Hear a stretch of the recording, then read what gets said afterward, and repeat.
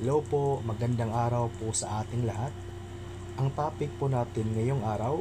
is kung totoo po ba na kusa na lang na magsisend ng invitation for content monetization si Meta or si Facebook sa atin kung kailan nila gustuhin. Ayon pa nga po kay Meta AI at Facebook, magsisend lang po sila ng invitation sa mga content creators anytime na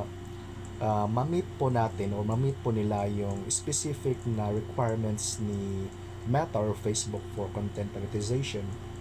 Kaya nga po makikita natin sa profile or page natin kung ilang followers na po meron tayo is for us po na um, makita natin kung ilan na po yung followers natin kung